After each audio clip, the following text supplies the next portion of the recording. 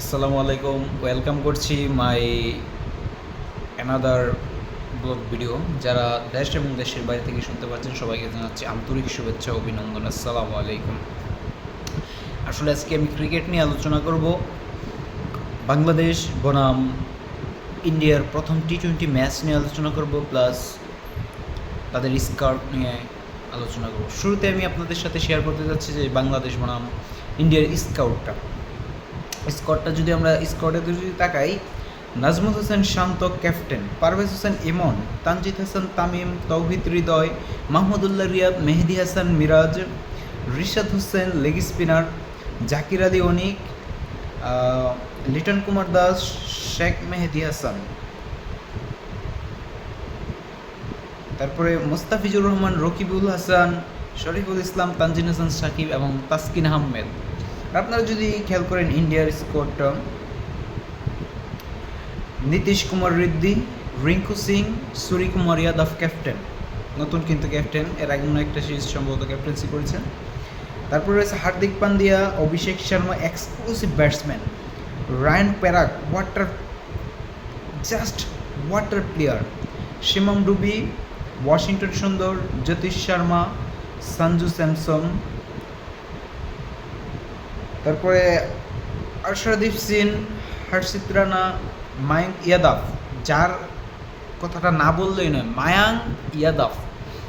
আসলে আমরা অনেক নিউজে দেখতে পাচ্ছি যে মায়াঙ্ক ইয়াদাবকে এক্সট্রা প্রায়োরিটি দেওয়া হচ্ছে। তার বল কিভাবে বাংলাদেশের প্লেয়াররা খেলবে, নাজমুল শান্ত, তাওহিদ হৃদয়, তারা কিভাবে ঠেকাবে তার বল। 157 কিলোমিটার পার আওয়ার গতিতে বল করে থাকেন। তারপরে রয়েছে রবি বিষ্ণই, লেগ স্পিনার, বারণ চক্রবর্তীকে দলে বেরোনো হয়েছে। সো এখানে স্কোয়াডগুলো আমরা দেখে নিলাম। তো এখানে আপনারা যে স্কোয়াডগুলো শুনলেন, প্রথমে আমি বাংলাদেশের স্কোয়াড নিয়ে আলোচনা করতে চাই। প্রথমে প্লেইং ইলেভেনটা কীরকম হতে পারে। প্লেইং ইলেভেনটা যদি আমরা দিকে তাকাই, তাহলে হয়তো আমরা দেখতে পাবো পারভেজ হোসেন ইমন এবং তানজিদ হাসান তামিমকে ওপেনিং করতে। কারণ কিছুদিন আগে একটা দুবাইতে যে একটা কী বলে এটা অস্ট্রেলিয়ার একটা লিগের মধ্যে একটা খেলে এসেছে বাংলাদেশের একটা এসপি টিমটা, ওইখানে কিন্তু পারভেজ হোসেন ইমন অসাধারণ পারফরমেন্স করেছে, অস্থির পারফরমেন্স করেছে। এরকম সে কিন্তু ফার্স্ট ডাউনে খেলে যতটা এগিয়েছে দল, তার পুরোটা প্রায়োরিটি ছিল পারভেজ হোসেন ইমনের। সো পারভেজ হোসেন ইমনকে বিবেচনায় রাখতেই হবে, নাম্বার 1। নাম্বার 2 হচ্ছে তানজিদ হাসান তামিম। কিছুটা এখন বর্তমান যে ওপেনাররা আছে তাদের মধ্যে এক্সপিরিয়েন্স হচ্ছে তানজিদ হাসান তামিম। সো এই দুটাকে আপনি বাদ দিতে পারবেন না। ফার্স্ট ডাউনে নাজমুল হোসেন শান্ত ক্যাপ্টেন, সে ফর্মে থাকুক আর না থাকুক, ভালো করুক আর না করুক, ব্যাটে রান আসুক আর না আসুক, তাকে ফার্স্ট ডাউনে খেলতেই হবে। এটা কি বলে যে আমার মূল মতো সব কিছু। যাই হোক, 3 নম্বরে খেলবে গিয়ে তাওহিদ হৃদয়। 4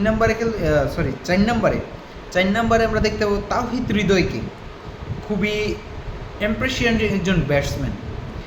আর যদি আমরা 5 নম্বরে যদি তাকাই, কারণ লিটন দাস কিন্তু লাস্ট টি20তে ভালো করতে পারেনি, আমরা যতটুকু দেখতে পেরেছি। তো লিটন দাসকে কিছু মিডল অর্ডারে নিয়ে আসার একটা পরিকল্পনা চলছে, আমি বিসিবির সূত্র থেকে জানতে পেরেছি। তো লিটন দাসকে হয়তো 5 নম্বরে আমরা দেখতে পারবো। 6 আমরা মাহমুদুল্লাহকে দেখতে পাবো। 6 যদি মাহমুদুল্লাহকে দেখি, 7 নম্বরে দেখি আর কি আছে প্লেয়ার। 7 নম্বরে আমরা হয়তো মেহেদি হাসান মিরাজকে দেখতে পারবো। মেহেদি হাসান মিরাজ। 8 যদি শেখ মেহেদিকে রাখা হয়, 9, 10, 11 তিনটে পেসার যদি থাকে, আপনি যদি পেসারের কথা বলেন, তাসকিন আহমেদ, তানজিদ হাসান সাকিব, সাথে প্লাস মুস্তাফিজ বা শরীফুল, দুজন থেকে একজন থাকবে। এ হচ্ছে বাংলাদেশের সম্ভাব্য প্লেইং 11। হয়তো ব্যাটিং অর্ডার এদিক সেদিক হতে পারে, কিন্তু যেই প্লেয়ারগুলোকে আমি 11-এ রাখার কথা বলেছি, এই প্লেয়ারগুলোই থাকবে।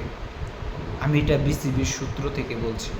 যাই হোক, আমরা যদি এখন ইন্ডিয়ার 11-এর দিকে তাকাই, ইন্ডিয়ার যদি দেখি, হ্যাঁ, ওপেনিংয়ে আমরা দেখতে পাবো হয়তো জ্যোতিষ শর্মা, তার সাথে ওপেনিং করবে নীতিশ কুমার রেড্ডি। এখান থেকে একজনকে ওপেনিং করাবে। আর সাথে থাকবে অভিষেক শর্মা। অভিষেক শর্মার যদি আপনার হ্যাঁ, ওপেনিংয়ে থাকবে ওপেনিংয়ে থাকবে নীতিশ কুমার রেড্ডি, আর থাকবে কি আপনার অভিষেক শর্মা। ফার্স্ট ডাউনে খেলবে সূর্যকুমার যাদব, 4 নম্বরে খেলবে গিয়ে শিমাম ডুবি, 5 নম্বরে খেলবে সঞ্জু স্যামসন, 6-এ খেলবে হার্দিক পান্ডিয়া, 7-এ খেলবে রায়ান প্রাক, 8-এ খেলবে ওয়াশিংটন সুন্দর, 9-এ খেলবে রিঙ্কু সিং, 10-এ খেলবে কি বলে এই যে মায়াঙ্ক যাদব, 10-এ 11-এ খেলবে রবি বিষ্ণুই। আসলে প্লেইং ইলেভেনটা আমি হয়তো একটু এলোমেলো করে ফেলছি, কিন্তু এই এলিভেনটাই থাকবে দলে, ঠিক আছে। তো এখানে সম্ভাব্য আমি যেটা দেখতে পাচ্ছি, বাংলাদেশ খুবই ভালো করার একটা মুডে রয়েছে, কারণ ইন্ডিয়ার যে টিমটা দেওয়া হয়েছে এখানে হার্দিক পান্ডিয়া, সূর্যকুমার যাদব আর 2-1 ছাড়া বাকি সব নতুন প্লেয়ার। তো এখানে একটা চান্স থাকবে বাংলাদেশের, প্রায় 100 থেকে মানে প্রায় 60% এগিয়ে থাকবে বাংলাদেশ। এখন আমি বাংলাদেশকে কীভাবে খেলতে হবে সেই সম্পর্কে কিছু বলি। বাংলাদেশ যদি আগে টসে জয় লাভ করে শুরুতে অ্যাটাকে না যেয়ে, দুজন অ্যাটাকে যাবে না, ওপেনিংয়ে একজন দেখে শুনে খেলে আসবে, বল খেয়ে না, ওয়ান ডে স্টাইলে খেলবে, আর আরেকজন মার কাটারি ব্যাটিং করে 2 সাইডের উসুলটা উঠিয়ে দিতে হবে, খেলতে হবে খেলার মতো ক্রিকেট, ঠিক আছে। আরেকটা নিউজ দিতে চাচ্ছি যে CL T20 লিগ কিন্তু শুরু হওয়ার একটা সম্ভাবনা তোড়জোড় করে শুরু হয়েছে। ইমরান খান কিন্তু কি বলে ওয়াসিম আকরাম কিন্তু বাংলাদেশে এসেছে পাকিস্তানের, আপনারা যারা দেখতে পেয়েছেন বিভিন্ন নিউজে বা যেভাবে জানতে পেরেছেন, হয়তো বাংলাদেশের BPL-এর একটা টিম তথা ফরচুন বরিশাল, তামিম ইকবালের ফরচুন বরিশাল CLP T20 খেলতে যাচ্ছে KKR-এর বিপক্ষে।